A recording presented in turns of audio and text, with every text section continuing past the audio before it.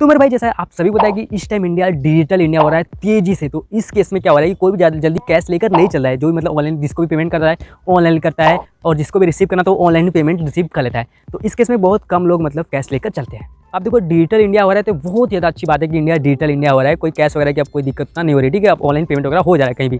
तो इस केस में भी एक दिक्कत आ जाती है कि मतलब कोई भी किसी को पैसा ट्रांसफर करता है। मान लेते हैं कि हमने आपको पैसा ट्रांसफर करना है, ठीक है, और मैंने आपका यूपीआई आईडी लिया या फिर आपके बैंक अकाउंट में मुझे पैसा ट्रांसफर करना है। तो मैंने आपके बैंक अकाउंट का नंबर लिया, आईएफएससी कोड लिया, ठीक है। उसके बाद मैंने क्या किया कि ऑनलाइन मैंने इसको पेमेंट करना है आपको, तो सिंपली मैंने आपके बैंक अकाउंट नंबर डाला और आईएफएससी कोड डाला। उसके बाद यहाँ पे हो सकता है कभी गलती से मैंने बैंक अकाउंट नंबर गलत डाल दिया, ठीक है, और या फिर मान लेते हैं आईएफएससी कोड ही मैंने गलत डाल दिया, ठीक है। उस केस में कहीं और हम पैसा ट्रांसफर कर देते हैं, ठीक है। गलती से बैंक अकाउंट नंबर गलत डाले तो कहीं और पैसा तो ट्रांसफर हो जाएगा।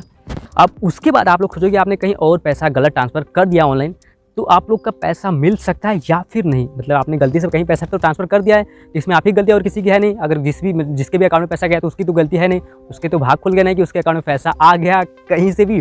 तो बताओ आपका पैसा मिल सकता है या फिर नहीं। आप लोग जल्दी से कमेंट बॉक्स में बताओ कि आपका पैसा मिल सकता है या फिर नहीं। कमेंट बॉक्स खुला है।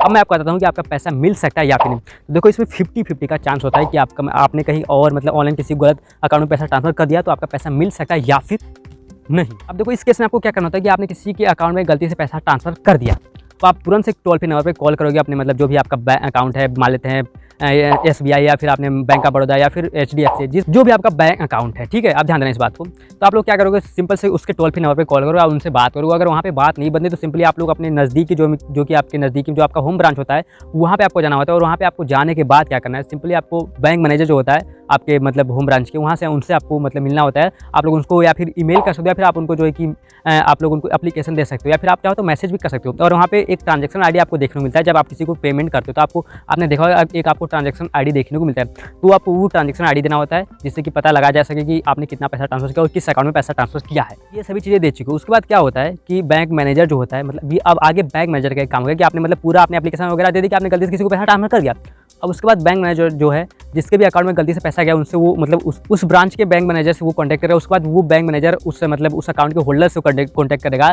उसके बाद उस केस में क्या होता है, अगर जिसके भी बैंक अकाउंट में आपने गलती से पैसा ट्रांसफर कर दिया है वो अगर खुद से मतलब देने के लिए राजी हो जाता है तो बहुत ज़्यादा अच्छी बात है। आपकी लक बहुत ही ज़्यादा अच्छी तरीके से इस टाइम साथ दे रही है कि आपका पैसा जो है आसानी से मिल रहा है। अगर वो बोल देता है कि मैं पैसा नहीं ट्रांसफर करूँगा, इस केस में क्या आपको पता है क्या हो सकता है, तो यहाँ पे आपको 70% चांसेस है कि आपके पैसा आपको नहीं मिलेगा, क्योंकि वहाँ पे जिसके भी बैंक अकाउंट में आपने गलती से पैसा ट्रांसफर किया उसका कोई गलती वहाँ पे नहीं हो सकता।